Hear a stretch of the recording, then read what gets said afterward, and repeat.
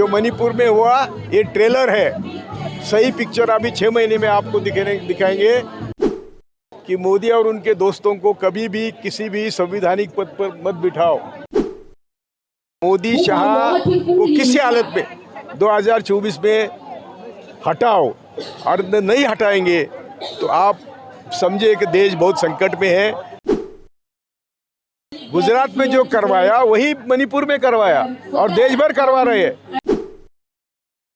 हिंसा करने वाले हिंसा के खिलाफ क्या बोलेंगे?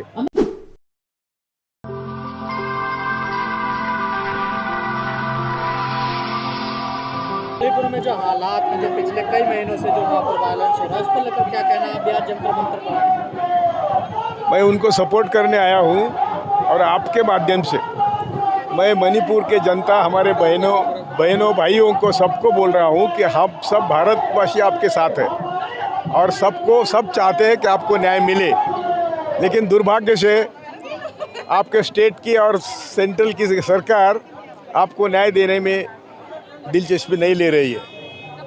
इतने 4 मई के बाद अब तक जो घटना हुई वो सबसे शर्मनाक घटना है। मैं आपके माध्यम से ये मणिपुर गुजरात की डुप्लीकेट कॉपी है। जो गुजरात में हुआ वही बॉडी लैंग्वेज मोदी की हम देख रहे हैं, मोदी जी की, और ये भी यहाँ भी वही हुआ। आदिवासी वर्सेस नॉन आदिवासी, और जो लड़ रहे लोग, ये सब हम लोग सब लोगों की चेतावनी हमारे लिए, आह्वान है हमारे लिए कि जो भी देश में अभी जो आगे 6 महीने में होने वाला है ये भयंकर है। जो मणिपुर में हुआ ये ट्रेलर है। सही पिक्चर अभी 6 महीने में आपको दिखाएंगे। मोदी शाह के गुजरात दंगे से उनका इतिहास भारत जानता है। मेरे गुरु जस्टिस सावंत और जस्टिस कृष्णा अय्यर ने रिपोर्ट दिया था दंगों में, मध्य गुजरात दंगों में, और कहा था कि मोदी और उनके दोस्तों को कभी भी किसी भी संवैधानिक पद पर मत बिठाओ। ये उनका रिकमेंडेशन था, कृष्णा अय्यर, जस्टिस सावंत का। ये सबसे बड़ा रिकमेंडेशन था। आज मैं तब से हम बोल रहे हैं कि हमें इस देश को बचाना है, तो पहले मोदी शाह को हटाना है। आरएसएस की आइडियोलॉजी जो है वो हमें सिर्फ डिवीजन करवाती है, सिर्फ हमको हमारा विभाजन करवाती है। मानवता एक सब जाति के हम लोग हैं, ये एक ही है। इसलिए 2 बातें मैं बोलना चाहता हूँ। पहले तो मणिपुर के लोगों को हम विश्वास दिलाते हैं कि हम सब भारतीय उनके साथ हैं। दूसरा, मैं सब भारतीयों को आह्वान करता हूँ कि आने वाले दिन बहुत बुरे हैं और आने वाले दिनों में मोदी शाह कुछ भी कर सकते हैं। वो हारने को तैयार नहीं, उनका प्लान रेडी है। यदि वो हारे तो भी प्लान रेडी है, यदि वो जीते तो भी प्लान रेडी है।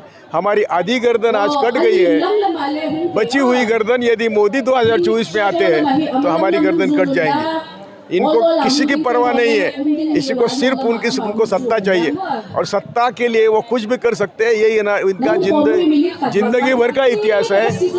हमेशा झूठ बोलते हैं, हमेशा गुमराह कर रहे हैं हम सबको। तो मैं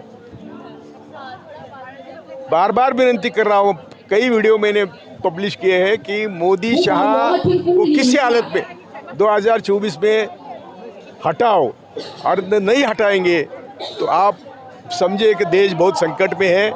ये संकट से हमें बचाना है। मैं मणिपुर या भारत एक ही है। आप इतिहास थोड़ा समझेंगे, आप बच्चे लोग हैं, आपको मालूम नहीं कि मोदी की भाषा यही भाषा थी गुजरात के बारे में, यही भाषा मणिवाल के बारे में है, मणिपुर के बारे में है, और वो किसी को सुनने को तैयार नहीं है। उनको सिर्फ लगता है कि मैं और मैं। तो इसीलिए हम सब मिलके, सब भारतीय मिलके इनको सत्ता से हटाए, मणिपुर के लोग को बचाए, और देश भयंकर संकट में इसकी हम ये आह्वान मैं करता हूँ। और सदन चल ही नहीं रहा। वो लोग चर्चा नहीं करना चाहते। वो बोलते हैं 176 से करो, ये होना चाहिए 267 से। 167 में सिर्फ 2 घंटे मिलते हैं सबके लिए, उसमें कुछ नहीं होगा। इसलिए अभी अविश्वास ठहराव है, उसमें मोदी को उत्तर देना ही पड़ेगा। और वो उत्तर क्या देते हैं, उनके पास उत्तर देने को है क्या?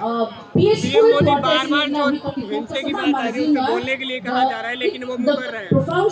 तो वजह क्या है? ये वजह यही है कि हिंसा ही वही करवा रहे हैं।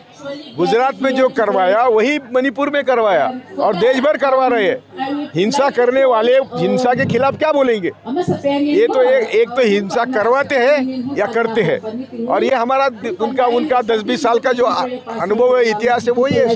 सबूतों के साथ हम कह देते हैं। इसलिए मैंने जस्टिस सावंत और जस्टिस कृष्णा अय्यर की रिपोर्ट की बात करी कि जिन्होंने कहा था कि ये लोग कभी भी संवैधानिक संस्था पर मत बिठाओ। जस्टिस कृष्णा अय्यर और जस्टिस सावंत बड़े ऊंची के जजेस थे। मैं उनका चेला हूँ और उनके बदौलत मैं ये काम कर रहा हूँ। राष्ट्रपति भी कोई एक्शन नहीं। अरे राष्ट्रपति को किसको मिलना है? इसकी अपॉइंटमेंट प्राइम मिनिस्टर के ऑफिस से होती है। राष्ट्रपति क्या करेगा? वो तो बोलने के लिए जानी जाती है ना। देखिए कहाँ बोली? क्या बोली? उन्होंने कई बार देखिए जेल में जितने आदिवासी। हाँ, तो वो बोलना अलग, वो बात अलग है। मणिपुर पे बोली क्या? जस्टिस का जो बयान आया उस पर क्या कहना है आपका? नहीं, आज तो मैं सब आपके माध्यम से अच्छा हुआ, मैं जुडिशरी को विनती कर रहा हूँ कि सब दुनिया भर के जुडिशरी से आप लोग ज़्यादा पावरफुल है, आपको सब पावर्स है, हाई कोर्ट और सुप्रीम कोर्ट को, दुनिया के जजेस को नहीं है।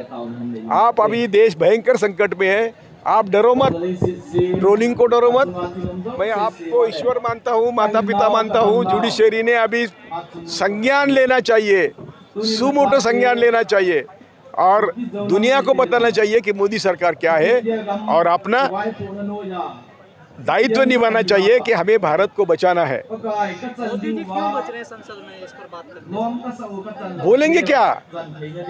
जो उन्होंने करना चाहिए तो वो किया नहीं, तो वो बोलेंगे क्या? अभी विपक्ष लो कॉन्फिडेंस ला रहा है, इस पर क्या कहना है? वही तो, उनको चारा ही नहीं था। जब मोदी को बुलाया, संसद में आने के लिए बुलाया तो आए नहीं, तो दूसरा चारा क्या था? अविश्वास ठहराव एक ही तो बात थी। तो क्या लगता है आएंगे अभी अगले? आना पड़ेगा। लेकिन मैं उसके पहले बोलता था कि मोदी इलेक्शन प्रीपोन करेंगे, मोदी कुछ भी करेंगे, मोदी संसद डिसॉल्व करेंगे, लेकिन मोदी सत्ता आसानी से छोड़ेंगे नहीं। लेकिन बीजेपी तो सीएम बदलने के लिए जानी जाती है, मणिपुर के सीएम को क्यों नहीं बदल पा रही है? कैसे बनाए, कैसे बदलेंगे? मणिपुर का सीएम उनका है, मणिपुर के सीएम का इस्तेमाल करके उन्होंने ये करवाया है। इन्होंने संदेश दिया है माइनॉरिटी वर्सेस मेजॉरिटी, ये उनका संदेश है। वो गुजरात में दिया था, तब ये यहाँ तक आए, अभी वो मणिपुर में कर रहे हैं और फिर वो वही करना चाहते हैं। फेडरल भारत यूट्यूब चैनल को लाइक और सब्सक्राइब करें और बेल आइकन दबाकर लेटेस्ट अपडेट पाएं।